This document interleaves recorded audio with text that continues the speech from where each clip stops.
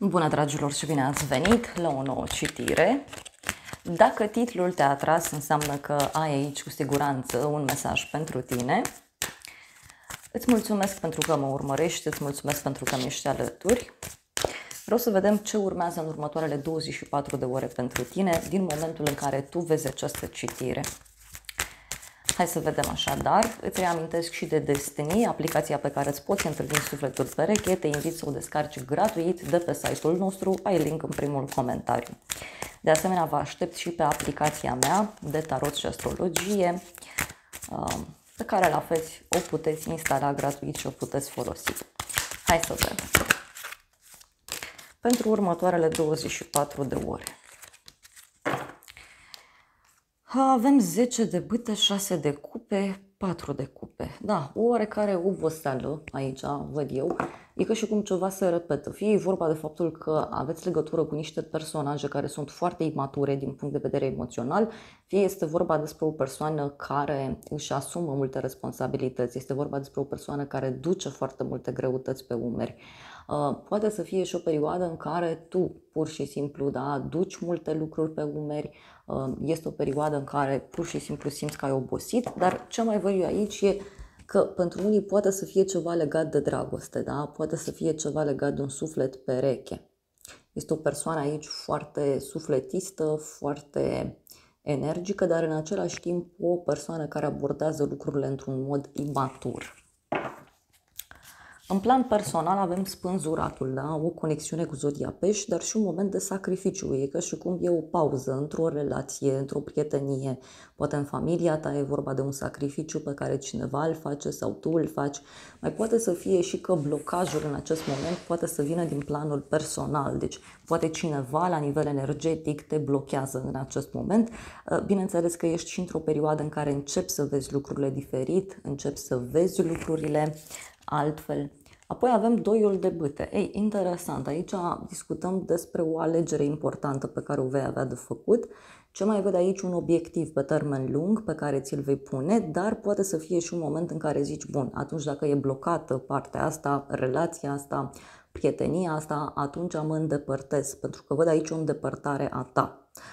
Ce mai văd pentru unii dintre voi e faptul că sunteți într-o perioadă în care aveți de luat hotărâri foarte importante în plan personal. Are legătură cu ceva ce vă blochează, ceva ce vă obosește. Hai să vedem ce vă obosește, ce vă blochează. Hai să vedem ce-i cu spânzuratul.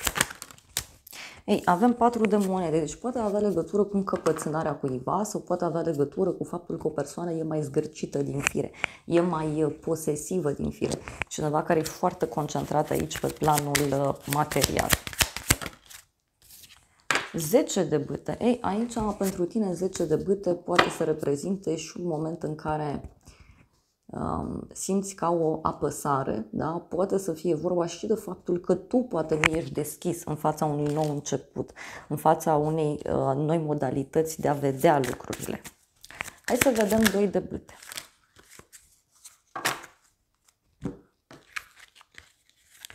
Pajul de monede, luna, cavalerul de spade, o legătură cu zodia Pești din nou. Aici ce văd eu e ca și cum unii e posibil să auziți o veste ciudată legată de un adolescent sau de o persoană mai tânără. Poate să fie cineva care are probleme pe ideea de comunicare, cineva care are probleme pe ideea de a învăța. Și ce mai văd aici e faptul că te afli pe un nou teritoriu. Da? Poate în curând te hotărăști să acționezi diferit. Unii e posibil aici să primiți o veste ciudată de la drum lung. Poate să fie și o veste legată de o femeie sau o veste care, bineînțeles, ține de o persoană suspusă din viața ta. Uite, e o persoană mai agitată. 4 de bâte, da? O victorie, o bucurie în plan personal.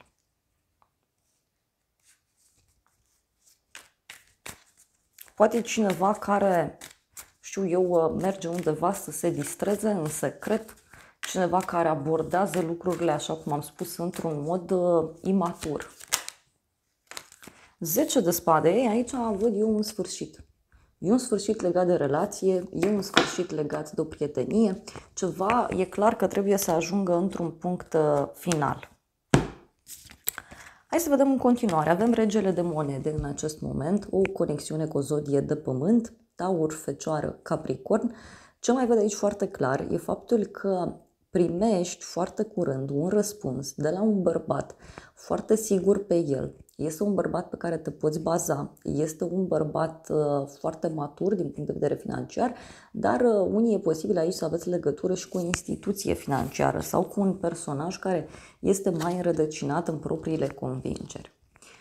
Apoi avem asul de bâte, da? Deci un nou început, o bucurie pentru tine, un nou mod de a vedea lucrurile. Mai văd aici foarte mult entuziasm, foarte multă pasiune. Pentru unii dintre voi poate să fie vorba despre un nou început, despre o pasiune nouă, poate să fie și o dragoste care apare la locul de muncă, dar și cineva care cumva profită de o anumită situație tocmai pentru a se apropia de tine din punct de vedere emoțional. Hai să vedem. Regele de monede. Regele ăsta de monede e foarte misterios. Avem Marea Preoteasă. Deci poate e un rege de monede care vrea să afle informații de la tine sau este vorba despre un rege de monede mai misterios, mai secretos. Mai vreau o carte. Regele de bâte. O conexiune cu o zodie de foc aici din nou. Berbec, leu, săgetător. Mai putem să discutăm și despre o perioadă în care e ca și cum negociezi cu cineva în secret sau poate pentru unii să fie și o perioadă în care vă gândiți să faceți ceva nou, un proiect nou, să zic, împreună cu un bărbat, da? Sau poate să fie un domeniu, să zic așa, mai masculin pentru alții dintre voi. Poate e cineva care profită de o anumită poziție din punct de vedere profesional și vrea să se apropie de tine. Hai să vedem asul de bâte. 3 de spadă. Da, aici cineva care reacționează într-un mod dur, cu inima frântă, cineva care plânge, țipă. E o persoană mai plângăreață din fire. Da? Și avem așa, pajul de spade, regina de bâte. Poate să fie vorba aici, uite, și despre o persoană mai invidioasă din fire, poate să fie vorba și despre o persoană mai energică, mai entuziasmată.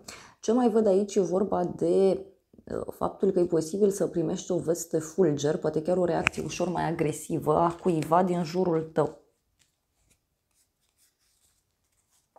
E o femeie aici, nu știu, glumeață, dar e o femeie și instabilă din multe puncte de vedere. Avem regina de monede, deci e o femeie aici care pe de o parte e foarte instabilă, pe de altă parte îi plac banii, da? Sau este vorba despre o persoană căreia îi place mereu să îi îngrijească pe ceilalți, să se îngrijească pe sine.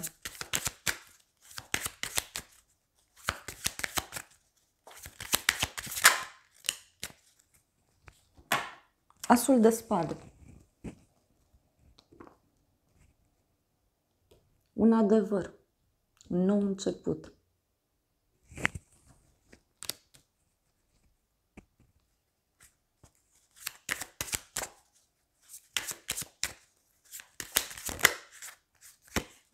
Dar e și o hotărâre foarte puternică aici legată de sfera financiară. Surpriza, 10 de monede, regele de cupe. Ok. Un bărbat care ți aduce liniștea în casă, da? Poate să fie vorba și despre un câștig financiar, un noroc pe care îl ai. Mai văd aici și o legătură cu o zodie de apă, rac, scorpion sau pești. Unii e posibil aici să aveți o surpriză de la un bărbat din familie, poate să fie o rudă de sânge sau pentru alții poate să fie un prieten, dar cumva bărbatul ăsta are o apropiere foarte mare din punct de vedere emoțional, da, în față de voi. Hai să vedem, 10 de monede. 8 de spade, 5 de spade. Cineva care are o obsesie, cineva care are remușcări. din familia ta, din casa ta, sau cineva care are mulți oameni în subordine, un personaj care are multe responsabilități pe cap, da? Și își face griji. Poate cineva care își face griji privind o moștenire, o sumă mai mare de bani sau un obiect care costă mult. Asta e surpriza. E cineva care are regrete. Soarele.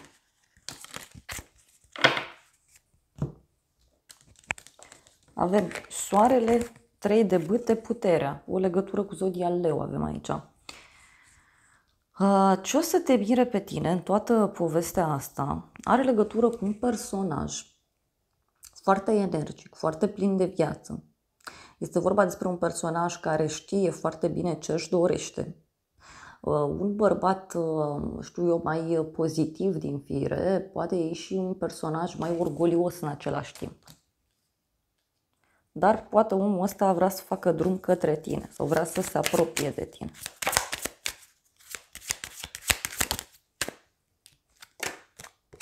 Uite, avem îndrăgostiții, o legătură cu zodia Gemeni. Surpriza poate să vină de la un cuplu din jurul tău sau surpriza poate avea legătură și cu dragostea. Deci cineva care se îndrăgostește, cineva care are o pasiune față de tine, față de ceva. Dar în același timp, uite, e și un personaj mai gelos din fire.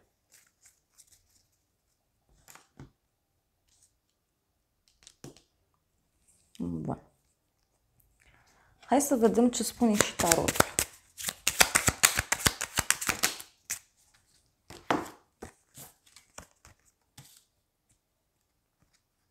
Scrisoare și dragoste. Deci surpriza are o legătură cu o veste în dragoste. Poate cineva care are o obsesie față de tine sau cineva care regretă un anumit mod prin care s-a comportat. Poate să fie și asta. Știi, cineva care vrea să facă drum către tine.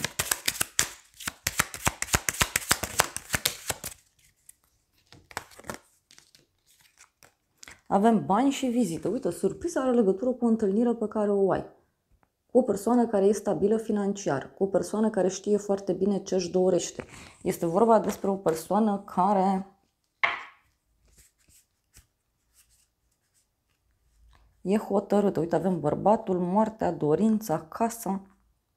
Da? Deci poate e cineva care trece prin niște schimbări mari la locul de muncă sau în planul casei, în planul familiei. Surpriza e și cu dragoste și cu bani. E o întâlnire aici, uite, și avem judecata. O întâlnire și o relație. Deci surpriza are legătură cu o decizie care ține de o relație, care ține de o colaborare.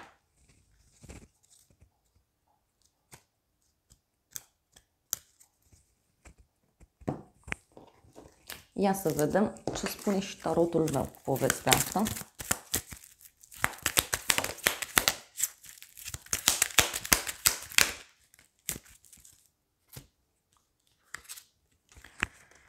Și avem așa, realizarea dorințelor, cununie, relație și bani puțini și supărare. E ca și cum omul ăsta reușește să realizeze ceva.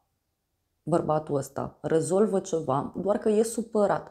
Fie e supărat din punct de vedere financiar, că sunt probleme în acest sens, fie este o persoană care și-a pierdut încrederea.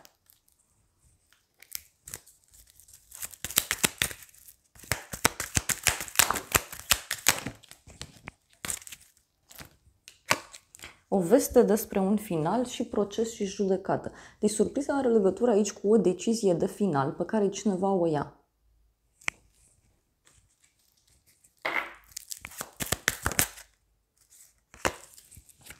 Da? Deci uite, vorba de un bărbat mai matur.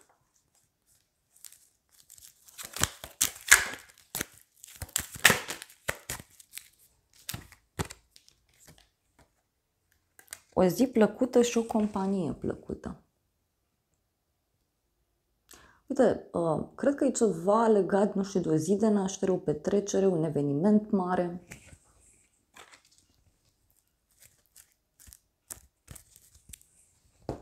Hai să vedem ce spune și acest oracol. E un oracol nou.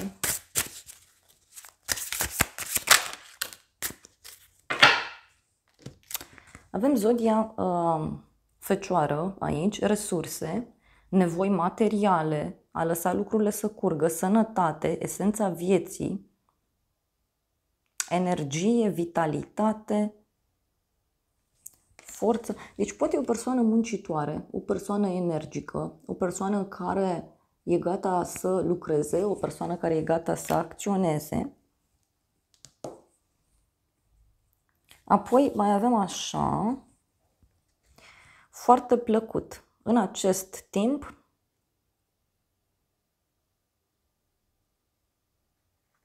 ceea ce se întâmplă este favorabil ție sau este plăcut ție. Uite, parcă e o persoană aici care se simte eliberată. Asta văd eu foarte clar.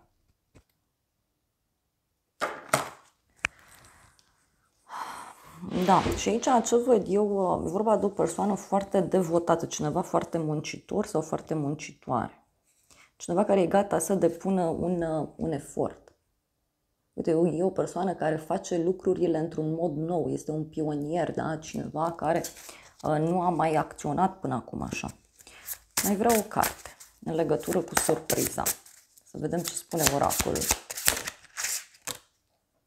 Avem trenul, da? Zodia Gemeni, a te mișca, călătoria vieții, a merge într-o direcție, a te concentra. Da? Deci e vorba de o călătorie pe care cineva o face, undeva anume.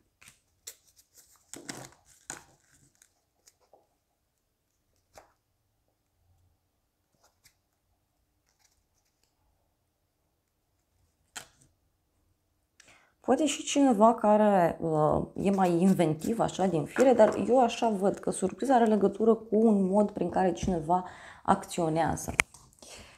Hai să vedem. E vorba de acest bărbat.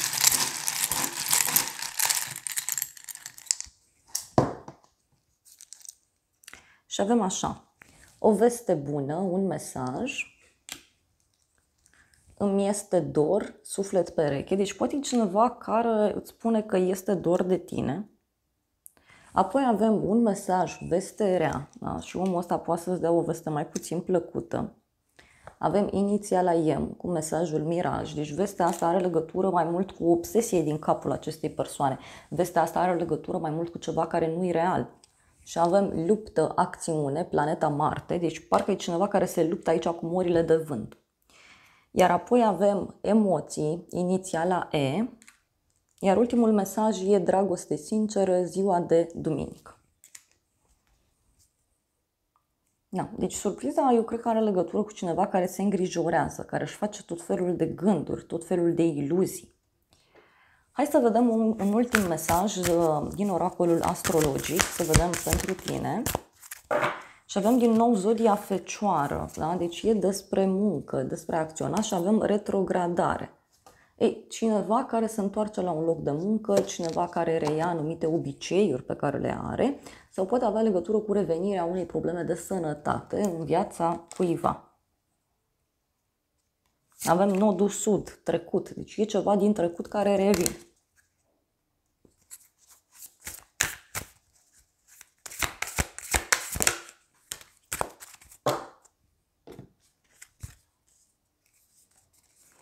Avem zodia Capricorn și Luna. Deci poate să fie aici vorba și despre o persoană foarte emotivă, cineva care are emoții în fața șefului, cineva care are emoții la locul de muncă, sau poate să fie pur și simplu și o persoană care e foarte rece de felul său. Chiar o persoană care nu are emoții, nu are sentiment deloc. Și uite, poate să fie ceva legat de casă, familie, parteneriat și avem Uranus, schimbare. Pentru unii, da, poate să fie vorba despre o schimbare bruscă legată de o relație, un parteneriat, cineva care se răzgândește, ceva legat de o căsătorie pentru unii. Da. Dragilor, acestea au fost previziunile de această dată. Eu vă mulțumesc pentru prezență, vă îmbrățișez cu drag. Sper din suflet să vă fie de folos informațiile și să ne revedem cu bine și data viitoare. Eu vă doresc să aveți parte de o zi sau de o seară cât mai frumoasă.